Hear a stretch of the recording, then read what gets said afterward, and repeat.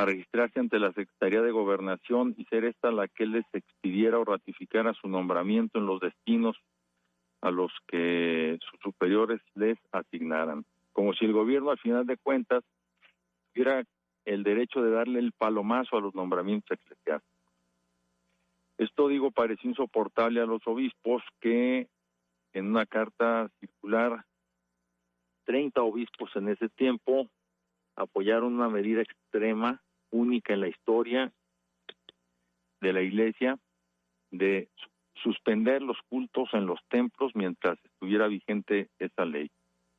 Y esa ley, don Rodolfo, va a estar vigente hasta 1992. Y aunque en 1929 hubo una aclaración por parte del presidente en funciones, Emilio Portes Gil, presidente provisional, puesto que un católico asesinó al presidente electo Álvaro Obregón, pensando que con esto iba a concluir con la persecución religiosa en México.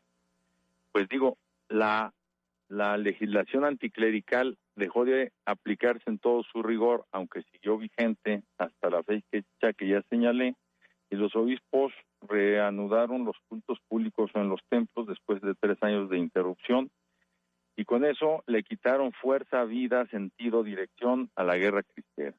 En fin, un proceso muy complejo del que mucho tendríamos que hablar y seguir conociendo, pero que al calor de lo que pasó hace 94 años, bueno, pues hemos querido evocar aquí. Gracias, don Rodolfo. Muchas gracias, Padre, le diga.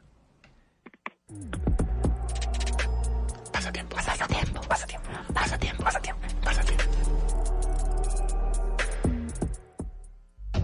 Priscila Macías, la voz amable de la historia. Pasatiempo.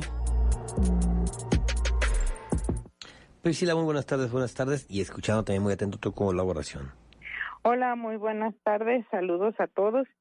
Bueno, el día de hoy quisiera compartir con ustedes un poquito acerca de la historia de una institución muy importante para nuestro país y en especial aquí en el estado de Jalisco, que tiene que ver con que precisamente ya la semana que entra, muchos maestros regresamos a nuestras actividades, aunque sea de manera virtual, pero ya regresamos a prepararnos para el siguiente ciclo escolar.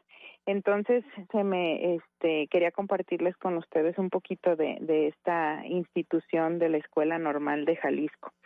Las instituciones pues pedagógicas han formado parte del desarrollo cultural y social de nuestro país, y también pues han sido producto de las instituciones políticas y económicas de procesos históricos dentro de nuestra misma historia nacional, ¿no?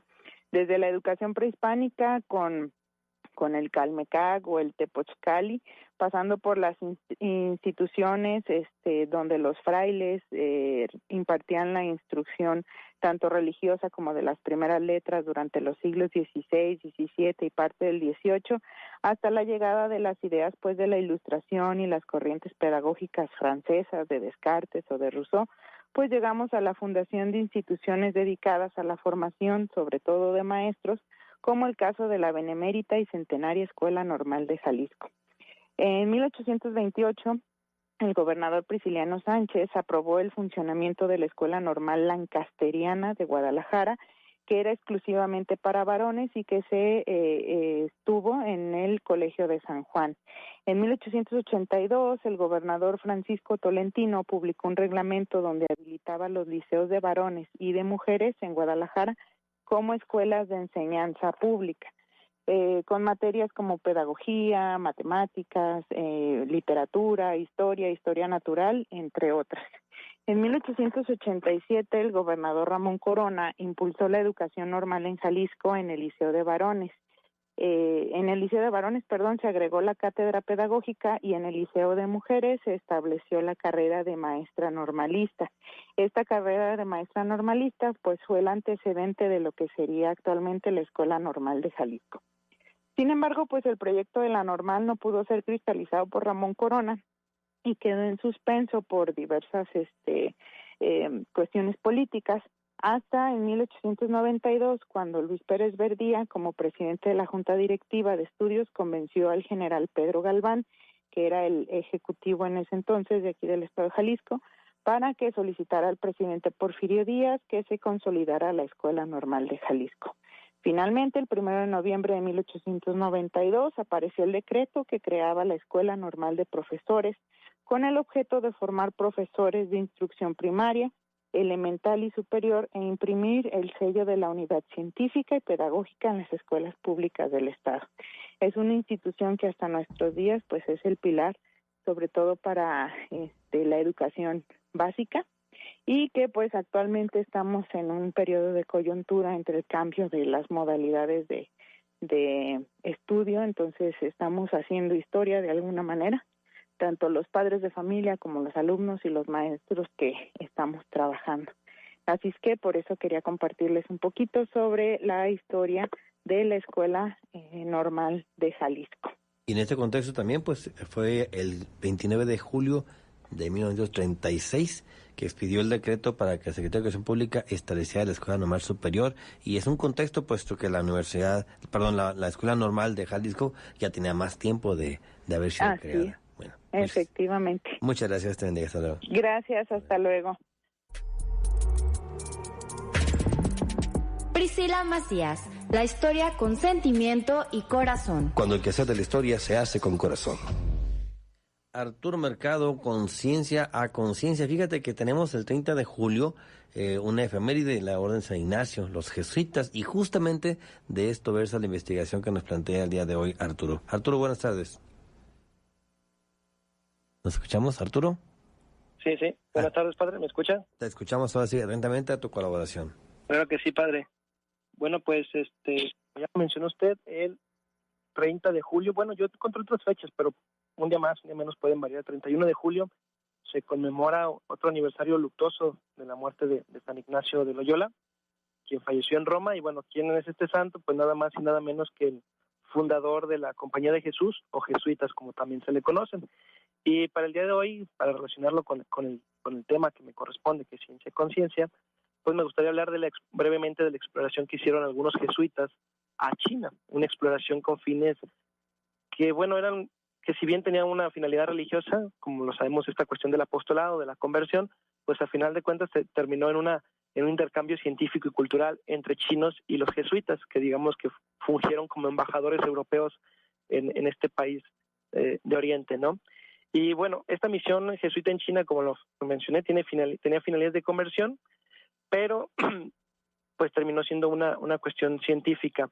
Uno de los principales exploradores, o mejor dicho, el primer explorador y líder de la misión allá en China fue Matteo Ricci, quien era un jesuita y que tenía varios conocimientos en distintas áreas, sobre todo en las áreas de astronomía y otras de las ciencias exactas, ¿no? En 1583 llega a China y se establece en Pekín en 1601, bajo la protección del emperador. Cabe mencionar que muchos jesuitas, ya lo vieron aquí en este caso de Matteo Ricci, tuvieron la protección de la realeza china, ¿no? No fueron, digamos, rechazados o mal vistos como se podría pensar, sino que fueron aceptados, por lo menos en la cuestión de las ideas científicas, ¿no?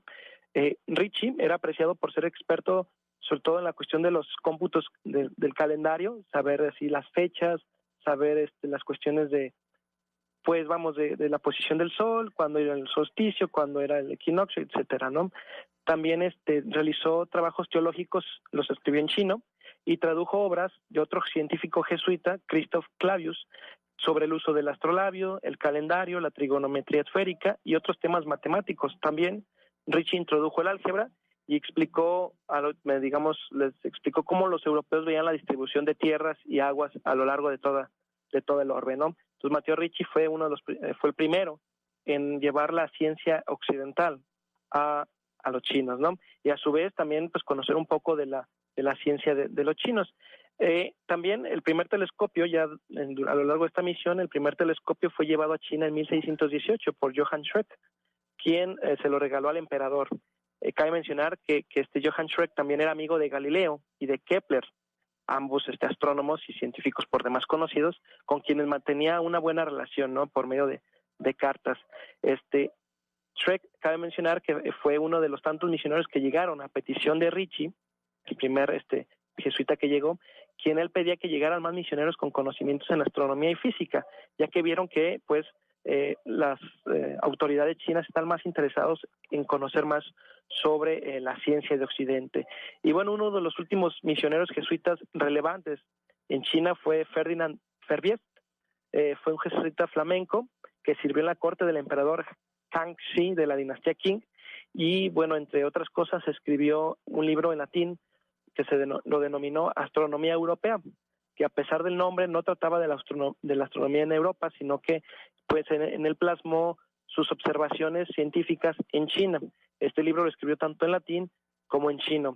Así también, bueno, la obra también buscaba como demostrar que la tecnología y los avances científicos en Europa pues eran un poquito más considerables que en China.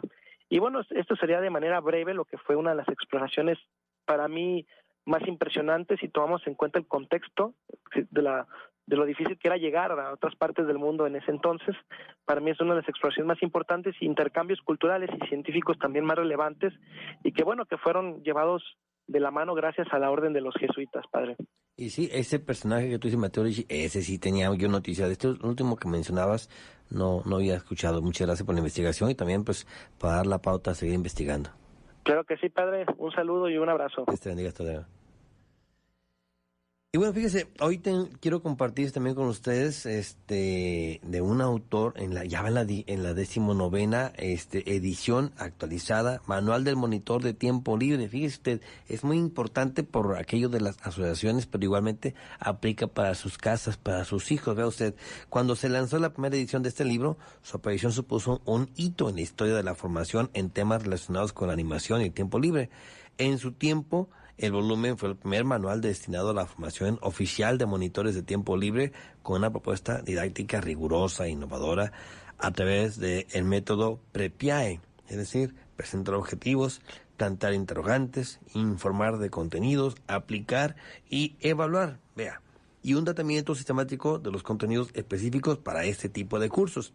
Desde entonces y hasta su 19ª edición, que es la actual, el libro Manual de Monitor de Tiempo Libre, Dinamización de Actividades de Tiempo Libre Educativo Infantil y Juvenil, coordinado por Víctor Juan Ventosa Pérez, doctor en Pedagogía, licenciado en Filosofía y con un máster universitario en Tecnología Educativa, se ha convertido en un referente para la formación y titulación de educadores y animadores, no solo allá en España, que es el origen, sino también en el resto de países iberoamericanos, lo que empezó siendo una formación ubicada en el ámbito de la educación no formal, destinada básicamente a la preparación de los cuadros del asociacionismo juvenil y de tiempo libre, se ha convertido en una cualificación profesional oficialmente reconocida como dinamización de actividades de tiempo libre educativo infantil y juvenil.